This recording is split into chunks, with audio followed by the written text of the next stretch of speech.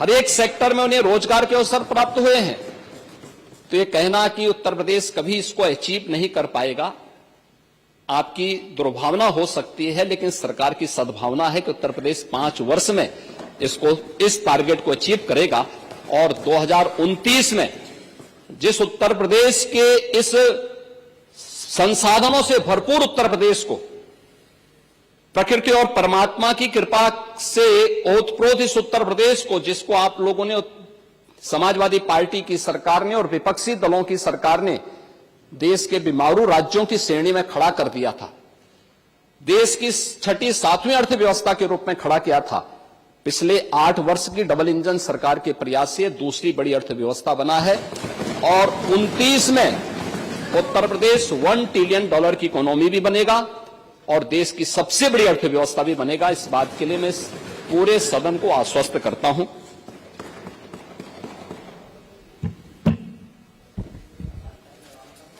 आ गया पूरी जवाब। अगर अनुमति हो तो नेता सदन से मैं अनुपूरक पूछना चाहूंगी। अनुपूरक नहीं पूछे, कोई रिक्वेस्ट कर 1 ट्रिलियन इकोनॉमी का दावा कर रहे हैं और साथ ही साथ जो आपने आंकड़े दिए सिर्फ और सिर्फ विभागों के नाम रहे। नेता सदन, मैं आपसे अनुरोध करना चाहूंगी कि मेरा प्रश्न भी यही था और मैं उसे अनुपूरक के रूप में वापस से आपके सामने लाना चाहूंगी कि जिन जिन विभागों, जिसमें कि मैंने जो खुद जानकारी ली है, एग्रीकल्चरल डिपार्टमेंट, एम्प्लॉयमेंट और सर्विसेज के लिए और इंडस्ट्रीज, इन डिपार्टमेंट्स का सबसे ज्यादा योगदान होना चाहिए हमारे अर्थव्यवस्था को 1 ट्रिलियन इकोनॉमी में ले जाने के लिए।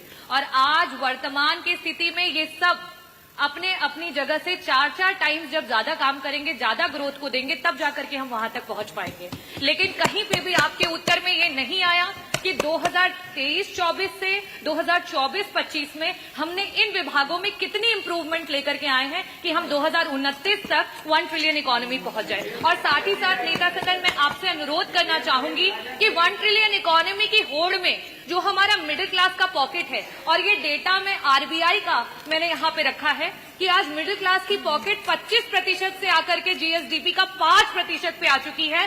उन परिवारों के लिए सरकार अपने ग्रोथ रेट में कैसे काम कर रही है, उस मिडिल क्लास को इसमें कैसे बचाएगी? बस ये 2 प्रश्न हैं, मैं अनुरोध करूंगी कि आप जवाब दें। देखिए, माननीय सदस्य ने जो प्रश्न किए हैं, मुझे लगता है कि सदन की ओर से टैबलेट भी आप सबको उपलब्ध करवाए गए हैं और हम लोगों ने जितने भी सेक्टर की जो ग्रोथ रेट है, इस सबको सीएम डैशबोर्ड के माध्यम से सबके सामने प्रस्तुत किया है। कोई जाकर के उसको ऑनलाइन उन सबको देख सकता है। उसके लिए समय निकालना पड़ेगा। दूसरा है, उत्तर प्रदेश में औद्योगिक निवेश आज देश का सबसे अच्छा इन्वेस्टमेंट का डेस्टिनेशन बनकर के उत्तर प्रदेश उभरा है। अभी हम लोगों ने फरवरी 2023 में उत्तर प्रदेश के अंदर ग्लोबल इन्वेस्टर समिट किया था। 40 लाख करोड़ रुपए के निवेश के प्रस्ताव प्राप्त हुए थे, जिनमें से 15 लाख करोड़ रुपए के निवेश के प्रस्ताव को ग्राउंड ब्रेकिंग भी किया जा चुका है और जिनमें से बहुत सारे उद्योगों ने अपना प्रोडक्शन भी प्रारंभ किया है। ये 15 लाख का मतलब 60 लाख नौजवानों को सीधे सीधे नौकरी की गारंटी। ये पहली सरकार है जिसने 7.5 लाख से अधिक नौजवानों को सरकारी नौकरी भी दी है। एमएसएमई सेक्टर, जिसमें रोजगार सर्वाधिक प्राप्त होता है, देश के अंदर उत्तर प्रदेश सबसे अधिक एमएसएमई यूनिट रखने वाला राज्य था, लेकिन इस सेक्टर को पिछली सरकारों की उपेक्षा के कारण, केवल हमने नहीं पैदा किया था, यह वह सेक्टर था जिस सेक्टर में उत्तर प्रदेश में अनंत संभावनाएं थी और वर्षों से, सैकड़ों वर्षों से विरासत के साथ हमें प्राप्त हुआ था। लेकिन उपेक्षा के कारण यह सेक्टर दम तोड़ चुका था। हम लोगों ने 1 डिस्ट्रिक्ट 1 प्रोडक्ट के माध्यम से इसको फिर से आगे बढ़ाया।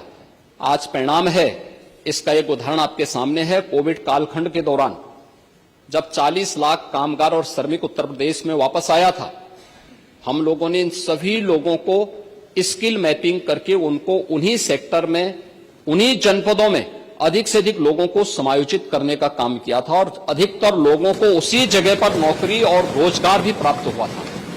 अकेले एमएसएमई सेक्टर में उत्तर प्रदेश के अंदर 2 करोड़ से अधिक लोगों को रोजगार और नौकरी प्राप्त हुई है, जिसमें कोई अतिरिक्त लैंड नहीं देनी पड़ती है, सरकार को कोई अतिरिक्त इंसेंटिव नहीं देनी होती है। और उत्तर प्रदेश का पोटेंशियल क्या है, अभी हम लोगों ने 24 जनवरी 2025 को उत्तर प्रदेश स्थापना दिवस के कार्यक्रम के साथ सीएम युवा उद्यमी की एक नई योजना जारी की है। एमएसएमई विभाग इसको संचालित कर रहा है। महोदय, 1 महीने का भी 1 महीना पूरा नहीं हुआ है, जिसमें हम लोगों ने किसी भी नए उद्यमी को 5 लाख तक के बैंक के ऋण में हम लोगों ने उसे इंटरेस्ट फ्री ऋण उपलब्ध करवाने की कार्रवाई की है। पहले चरण में 5 लाख पर, दूसरे चरण में फिर 10 लाख तक। और मुझे बताते हुए प्रसन्नता है कि अभी तक 96 लाख से अधिक नौजवानों ने इसके लिए आवेदन किया है। ये चीजें दिखाती हैं कि उत्तर प्रदेश एक नई दिशा में आगे बढ़ा है। जहां तक मध्यम वर्गीय आय वर्ग के लोगों की आप बात करना चाहती हैं, इस सेक्टर की जो सबसे बड़ी ग्रोथ देखनी हो तो हम प्रदेश के अंदर सीडी रेशियो से देख सकते हैं। ये वही प्रदेश है जहां पे सीडी रेशियो 44% था, आज ये 60% क्रॉस कर चुका है।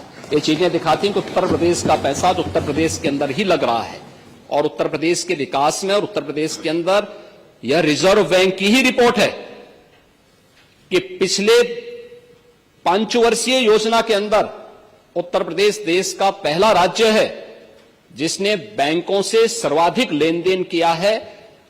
जनधन अकाउंट उसके उदाहरण हैं कि जिन लोगों के पास पहले बैंक में अकाउंट नहीं हुआ करता था, आज उनके अकाउंट में लाखों करोड़ रुपया उन बैंकों में जमा है। इस बात का उदाहरण है कि व्यक्ति की क्रय करने की सामर्थ्य भी और जमा करने की सामर्थ्य भी बढ़ी है। यह प्रधानमंत्री मोदी जी के विजन के कारण संभव हो पाया है। एग्रीकल्चर के सेक्टर में ही आप जानना चाहेंगे, ये वही प्रदेश है 17 के पहले यहां किसान आत्महत्या करता था। आज उत्तर प्रदेश का किसान आत्महत्या नहीं कर रहा है। आज उसकी उपज का लागत का 1.5 गुना दाम एमएसपी के माध्यम से प्राप्त हो रहा है। गन्ना किसानों को 1 सप्ताह से 10 दिन के अंदर गन्ना मूल्य का भुगतान हो रहा है। हर एक सेक्टर में एक नया परिवर्तन देखने को मिल रहा है और उत्तर प्रदेश की उपज अब उत्तर प्रदेश में नहीं, उत्तर प्रदेश फिर से सर्वाधिक गन्ना उत्पादन वाले राज्यों में शामिल हो चुका है, सर्वाधिक चीनी उत्पादन करने वाला राज्यों में शामिल हो चुका है, सर्वाधिक इथेनॉल उत्पादन करने वाले राज्यों में उत्तर प्रदेश की प्रथम स्थान पर उत्तर प्रदेश है और फूड बास्केट के रूप में उत्तर प्रदेश ने फिर से अपना स्थान बनाया है।